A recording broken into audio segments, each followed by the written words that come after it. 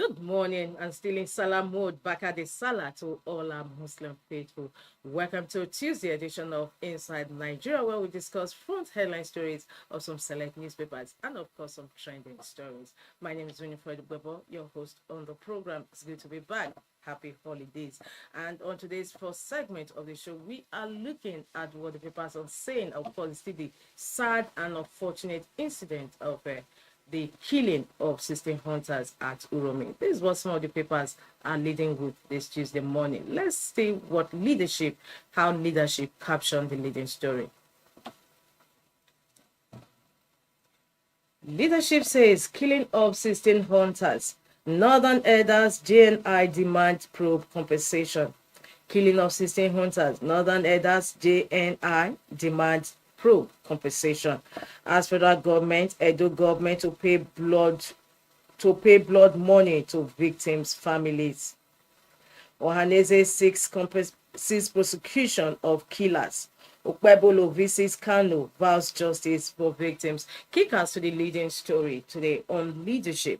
Killing of 16 hunters, Northern elders, JNI demand probe compensation. As federal government, Edo government to pay blood money to victims' families. Ohaneze seeks prosecution of killers. Okpebolo visits Kano, vows justice for victims. However, it should be recalled that the killers have actually been apprehended and taken to Abuja. Beneath that, we have the cross-section of Katsina traditional rulers participating in the 2025 Hawan Bariki, which plays host to 10 international ambassadors and their families during the cultural celebration in Katsina yesterday. Still on leadership, MultiChoice loses 3.7 million subscribers in 24 months. Myanmar earthquake death toll hits 2,059. Constable recruitment. Candidates to resume training April 12. Constable recruitment. Candidates to resume training April 12. The story runs on page 9 of leadership. Candidates to resume training April 12. Immigration CG gets tenure extension to December 2026. The story runs on page 4 of leadership. Working towards the masthead of leadership, we have troops neutralize bandit kingpins in Northwest. The story is on page 7 of leadership. Troops neutralize bandit kingpins in Northwest. And on the business boss of leadership, banks rake in 4.8 trillion naira profit in 1 year despite challenges. Banks rake in 4.8 trillion naira profit in 1 year despite challenges. Let's see some snippets of that story. Despite rising inflation and other economic challenges, 7 deposit money banks in the country nearly doubled their profits in 2024 as the Monetary Policy Committee affirmed that the industry remains strong and resilient. According to the financials of Zenith Bank, Guaranty Trust Holding Company, GTCO, United Bank for Africa, UBA, FBN Holdings, EcoBank Incorporated, Fidelity Bank, and Stanbic, IBTC, the 7 banks reported a joint profit after tax of 4.8 trillion naira profit. From there, we move to the story about the masthead of leadership. Trump considers third-term presidential bid. Adeleke wants Osun monarchs over communal crisis. From there, we move to the page 3 of leadership this Tuesday, and today's stand is on Nigeria's industrialization. Which way forward is a question you have to find answers to when you read today's stand on leadership. Nigeria's industrialization, which way forward? From our stand, we move to the back page of leadership, where we have Tuesday column with Abdurrauf Aliyu. Abdurrauf Aliyu Tuesday's writing on Uromi and the death of conscience. Uromi and the death of conscience. Uromi and the death of conscience. This trending story on the papers this Tuesday, and of course even yesterday, is still the topic of columnist. Thomas Hobbes warned that in the absence of a common power to keep men in check, life descends into a wall of all against all, one marked by savagery, cruelty, and unrestrained violence. The events in Uromi last week did not simply test this philosophy, they confirmed it.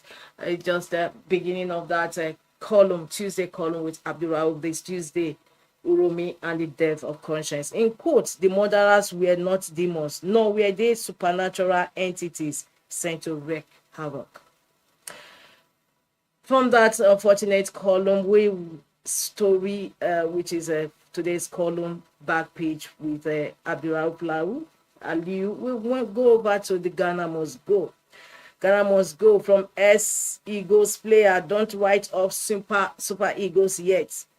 Coming from S Eagles player, don't write off super Eagles yet. And Ghana Must Go says yes until 2030. Interesting, you might say. At least that offers humor to the otherwise sad situation. For a continuation of these stories on leadership today, don't forget to log into the website of leadership, www.leadership.ng. From leadership, still more on Uromi killings, we move over to the next paper on our headline today on our menu, and that is Nigerian Tribune. Nigerian Tribune says Uromi killings, Okpebholo visits Kano governor, promises justice for victims. Uromi killings, Okpebholo visits Kano governor, promises justice for victims. Okpebholo is the governor of Edo State. Arrested 14 suspects to be moved to Abuja, he says. Kano governor demands suspects publicly paraded, fair compensation to families. Deputy Senate President demands justice. Uromi killings, Okpebholo visits Kano governor, promises justice for victims. Arrested 14 suspects to be moved to Abuja, he says. Kano governor demands suspects publicly paraded, fair compensation to families, while Deputy Senate President demands justice. Still on Nigerian Tribune this Tuesday, removal of transitional lawmaking power from president governors. Removal of transitional lawmaking power from president governors. The story is on page 5 of Nigerian Tribune. Tinubu extends Nandab's tenure as immigration CG by 1 year. NSI cumulative retained earnings hits 3.74 trillion naira. NSIA cumulative retained earnings hits 3.74 trillion naira. Makinde Ladoja tore Ibadan Circular Road. Adeleke threatens to dethrone monarchs of warring communities. And that takes us to the stories about the masthead of Nigerian Tribune, how Rivers crisis may shape 2027 politics. It's a story that runs on page 15 of Nigerian Tribune. How Rivers crisis may shape 2027 politics. Northern interests plotting to use Rivers as launchpad for 2027 presidency. Governor stands oblivious of secret agenda. Lastly, on the cover of Nigerian Tribune, Kogi bars convoy, public gatherings, rallies as Natasha visits constituency today. Governor of Kogi Governor bars convoy, public gatherings, rallies as Natasha visits constituency today. That also concludes review of front headline stories on Nigerian Tribune this Tuesday. For more, don't forget to log into the website of Nigerian Tribune. Let's head up to the next paper we have on our lineup, and that is Blueprint. Blueprint says Kebbi, Gombe, Katsina top as meningitis cases spread, 74 killed. Kebbi, Gombe, Katsina top as meningitis cases spread, 74 killed. 807 case fatality rates reported across 22 states. NCDC experts alarm seek mass vaccination. Blueprint newspaper is leading with a head story this Tuesday. Kebbi, Gombe, Katsina top as meningitis cases spread, 74 killed. 807 case fatality rates reported across 22 states. NCDC experts alarmed seek mass vaccination. Amid environmental concerns, Naiti plans review of $6.03 billion divestments by IOCs, that is, international oil companies. Amid environmental concerns, Naiti plans review of $6.03 billion divestments by IOCs. Second leading story today on Blueprint. Tompolo, Hoscom endorsed Tinubu for re-election in 2027. List president's achievements urge intervention in rivers crisis. Tompolo and the host communities of Nigeria producing oil and gas, Hoscom, and endorsed Tinubu for re-election in 2027. List president's achievements urge intervention in rivers crisis. Okpebolo visits Kano over 16 slain Northerners vs justice. Nigeria's economy expands to 22.61 trillion naira last quarter 2024. That is fourth quarter 2024. Eid-el-Fitr, 10 prison inmates regain freedom in Jigawa.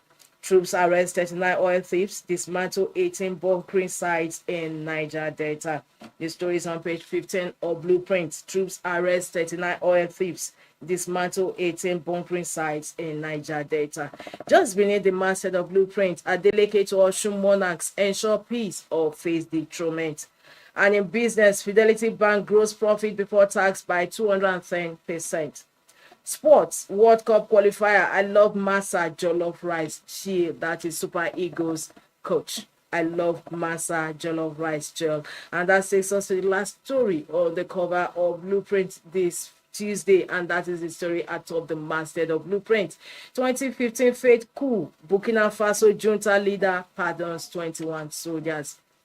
2015 faith coup. Burkina Faso junta leader pardons 21 soldiers. Is on this note we conclude review of front headline stories on Blueprint newspaper this Tuesday. For more, don't forget to log into the website of Blueprint, www.blueprint.ng. We'll move on to the next paper we have on our menu, and that is The Guardian. Guardian says fresh setback for AFCFTA ECOWAS protocol over tariff by Sahel states. Yes, it was reported that the military juntas have actually increased tariffs on some goods coming from ECOWAS countries. Fresh setback for AFCFTA ECOWAS protocol over tariff by Sahel states. That is a tough one for ECOWAS to handle. Still on The Guardian, I've helped 5,000 Nigerians, claims doctor in immigration scam. I've helped 5,000 Nigerians, claims doctor in immigration scam. Shareholders seek urgent actions to halt voluntary delisting from Nigerian Stock Exchange. Edo killing, Kano governor, NBA insists on compensation amid fears of reprisal. Sustained peace or face dethronement, Adeleke wants monarchs in warring communities. Imperatives of reforms in import-dependent fishing sector. Family suspects foul play, lament son's death in Lagos road accident. Momodu Omokri disagree over propriety of emergency in rivers. That takes us just beside just beneath the masthead of The Guardian. Forget 2027, Nigerians will reject you, PDP group tells Tinubu. Petrol stations hike price amid Dangote NNPCL dispute. Rivers will emerge stronger from political crisis, says Fubara. With that, we conclude review of front headline stories on The Guardian this Tuesday. For continuation of these headline stories in The Guardian newspaper, don't forget to log into the website www.guardian.ng. So it's on that note we bring to a close the first half of this program today, Inside Nigeria. But don't go.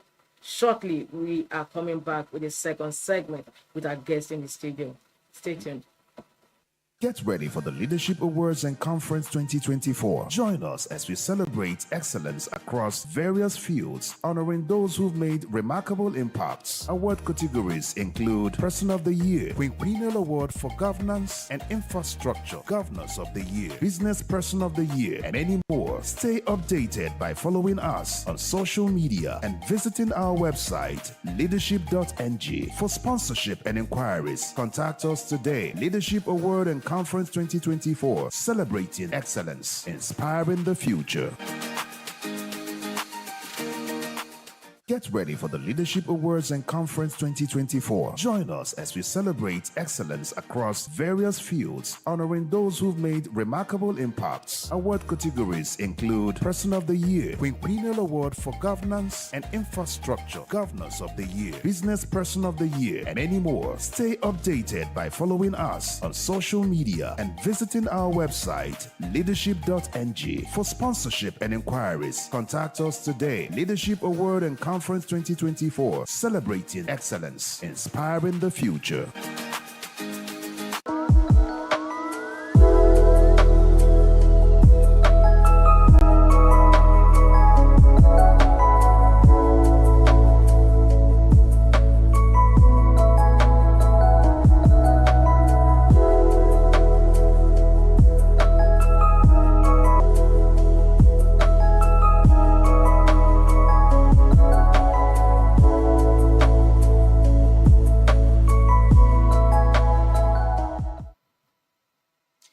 Good morning and welcome back to the second half of the program Inside Nigeria. We are discussing front headlines and of course topical issues on this second segment of the show. My name is Winifred Bebo, your host, and of course we have our Tuesday guest. He's a public affairs analyst, Benedict Agunloye. Good morning. And welcome once again. It's good to have you on the program. My pleasure. Yes, and of course, without missing words, the trending story since a few days back has been the killings of 16 hunters in Uromi, Edo State, which has not gone well with every mini Nigerian and with everybody calling for justice, including. But there's today's columnist with leadership, Abdullah Aliyu, something on his column that appeal to all. It says, Thomas Hobbes warned that in the absence of a common power to keep men in check, life descends into a war of all against all, one marked by savagery, cruelty, and unrestrained violence. The events in Uromi last week did not simply test this philosophy, they confirmed it. Now, Benedict, what is happening? What's that? Because everywhere, like today, even in one of the papers in Abuja, right here in Abuja, we also saw the same jungle justice meted out to a suspected burglar. Well, basically, mob action will be, it's one of the results you get from a frustrated people. So the idea is things have gone wrong for long enough. We have had losses in our moral values. There has been element of mistrust in the ability of the state to protect. There is the loss of confidence in the ability of the police to prosecute. Now, I would always say it's a simple case. When I was a child, I thought like a child. I reported a child who has done something wrong to the mother. Okay. And the mother was like, go and beat him because he assumed I cannot beat the senior boy.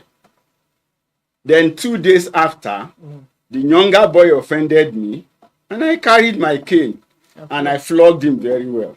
And then he ran to the mother.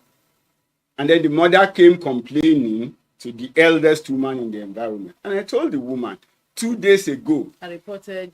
Ruben did this, I report. He said I should go and beat him. But Ruben has gone away, I didn't see him. So Chinedu did this yesterday and today, and I flogged him immediately before he would disappear also. And everybody broke into laughter. She wasn't happy with it. But the truth was that the last case I took to her, she treated it badly. And so she told me, okay, go and do Your worst. what you know how to do best. So a lot of time we have left the people to their fate to go and defend themselves. So sometimes you therefore see some measure of barbarism in people trying to defend themselves. It tells you clearly that in some countries that will not happen. I don't see that level of mob action happen on the street of Cairo or on some of the cities in Egypt. Seriously? It will not, because before you get to that level, the police would have been present and would have taken over the situation. But seriously speaking, Benedict, I just didn't sleep that night when I read the report. I was turning and tossing on my bread. Burning 16 people alive. Even their cries of anguish just could not appeal to their human humanity. I mean, what is happening? Is it why has Nigeria descended? Of course, you have also already given a reason for that. But how did we get here? We didn't get here overnight. Let's be very sincere. In 1963, there was weather in Western region. Yes. In 1983, people were brought out of their houses in Abuja and born in Akure and born in the presence, in the open, in the presence of everybody. So there has been all manners of inhumanity of man against man, justified by anger, justified by whatever primordial motives. It's been happening. When I was a child, I knew there were communities who told us if they arrest thieves and they give them to the police, sometimes they escape. So they look for a 5-inch nail and put it into their head. That's what they claim before they allow the thief to go. Apparently, that thief cannot move too far before they will die. So you realize that over time, we've been doing this silently, we've been doing it openly. People still, you accuse people of stealing somewhere in Lagos in those days, and we learn they will throw tires on their neck, and before you know it, they are burned. So it is not something that is absolutely new.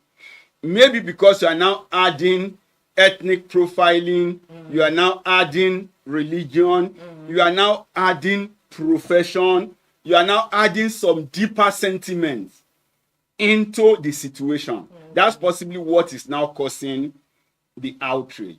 But that we have semblance of that happening has been there for long. And like we say, the police and the security system had not helped matters. We've heard people who say, defend yourself. So whatever means anybody therefore find is their own job of us. And so they are free to go ahead and use it until maybe when they are apprehended and they are brought to justice.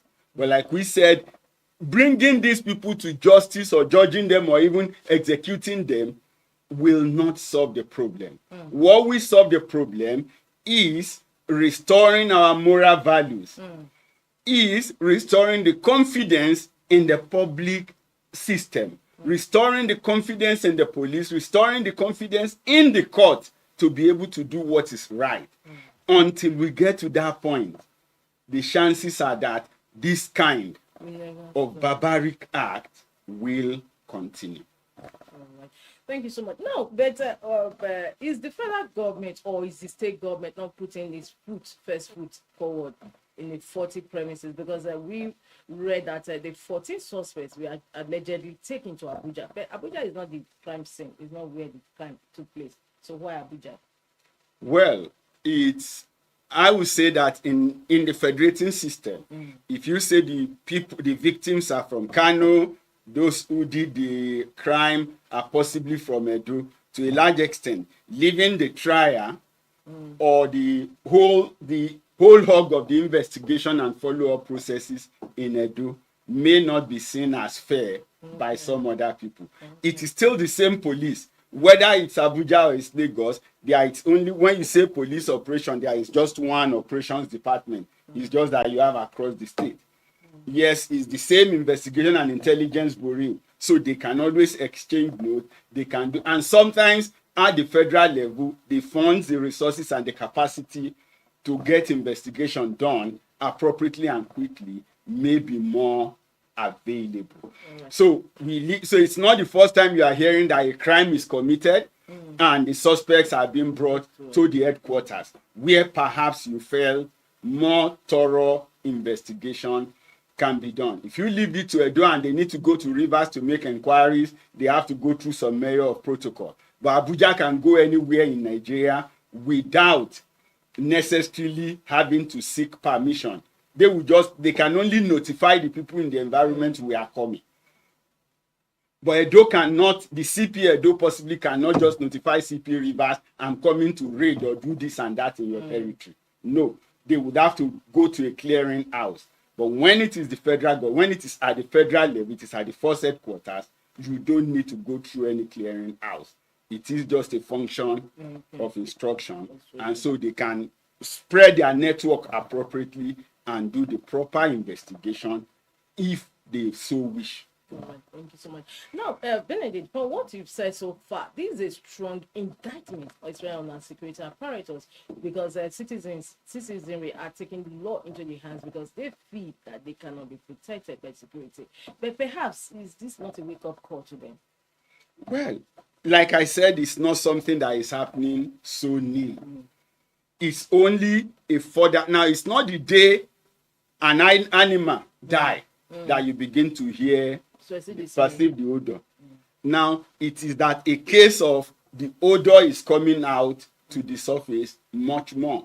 So perhaps we have tried to bury these issues in the past, but we have buried them in shallow graves.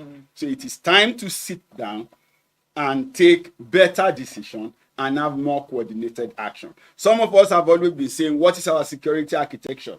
Where is the place of the hunter? Where is the place of the forest guard? Where is the place of the market woman? Where is the place of the farmer? Where is the place of the vigilante? Before we now talk about the formal sector, the police, the civil defense, and the rest of them. Unless there is proper coordination that puts everybody where they belong, issues like this may not be far-fetched. But where you have that proper coordination and define what everybody should do. Because perhaps if there is a structure in place, Edo should possibly be able to confirm with Rivers or wherever where these hunters are registered. That are they actually registered? Do you know them? Or they are registered hunters in Kano and then move to Port Harcourt. Yes, because there is no forest there, they move to the forest to look for animals. But are their movement tracked? As a soldier, you are possibly moving, you needed a pass. So are they tracking their movement in any way? If they belong to the security architecture and they bear arms, then they should be properly documented. And so if they need to make a movement, there should be something like an authority decide, especially when the movement is interstate. We are in a state of security crisis. So I also don't see why 16 or more people bearing arms, leaving Rivers, going to Plateau, to the Kano, that is crossing about 8 or 10 states. Not, you're going to cross so many state boundaries where you know that the state has some form of security apparatus in place. Then there should have been some form of formal notification or a formal documentation. Because we're talking about arms here. Yes, you can say you are hunters, but any other thing could have happened. So to forestall that going into the future, we should be looking at documenting.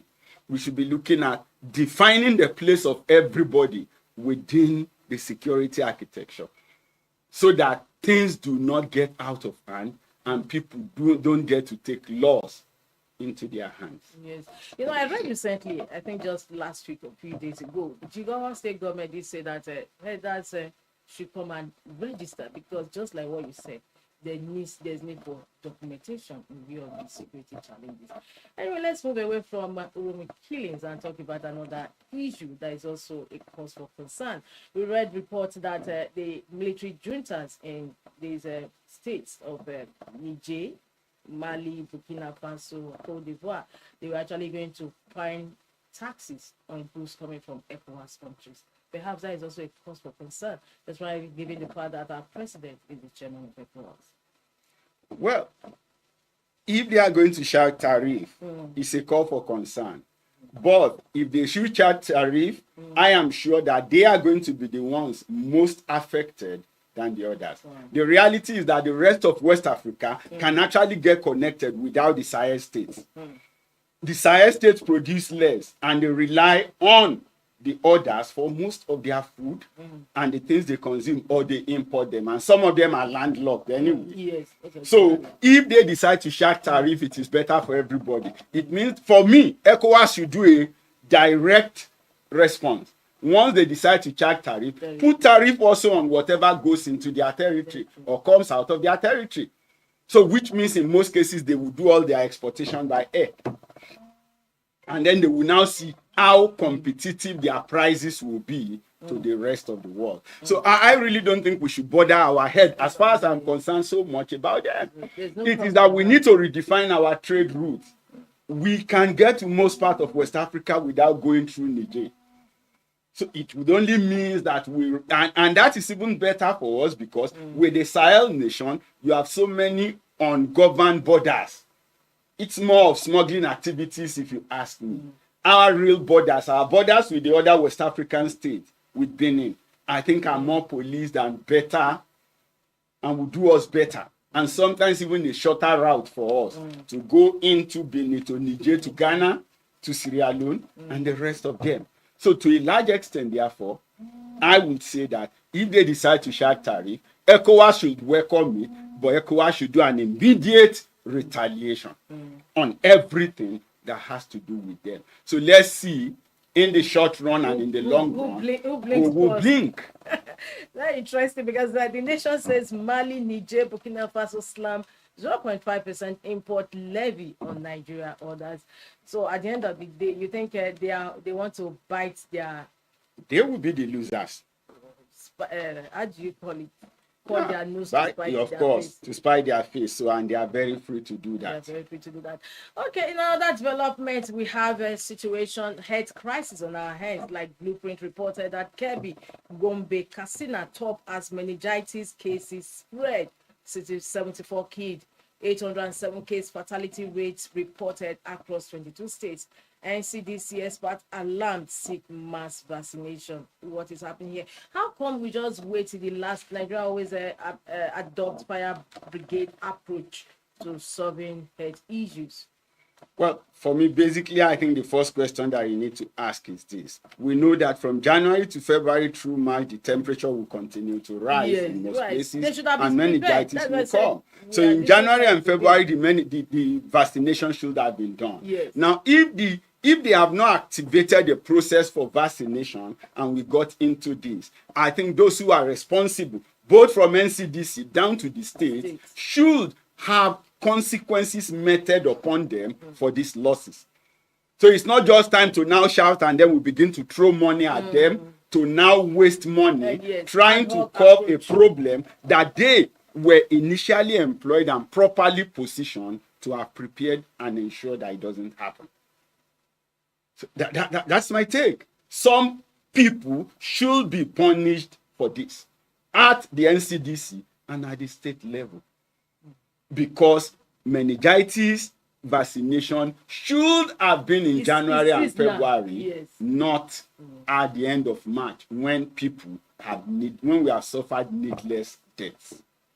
All right, thank you so much. Lastly, before we go, the fact that President Bola Tinubu actually extended the tenure of immigration, CJ has continued to generate rumors and heat of the polity. What is your view on that? Although we saw more of that during the past immediate administration of President Muhammadu Buhari.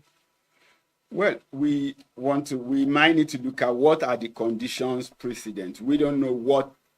I've not seen the reason for the extension or the explanation given. However, what we could say is a lot of reorganization is going on within the system.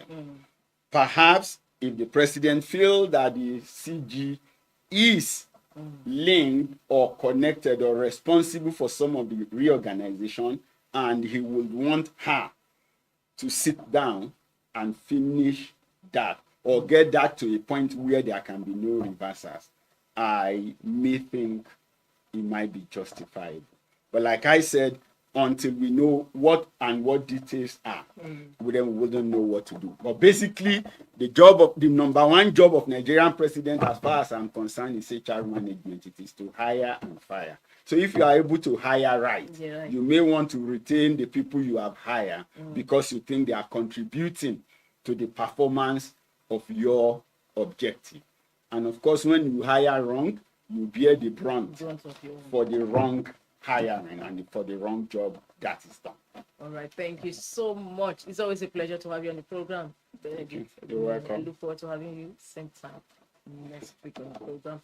Well, this is where we draw the curtain on today's Inside Nigeria, your breakfast show on Leadership Television. My name is Winfred Webo. I look forward to having you same time, same station for another fresh edition of the program. Thanks for joining us. Thank you for watching. For sponsorship and advert placements, please contact 080-3688-6158. Last Word Leadership Podcast Studio. You have the last word.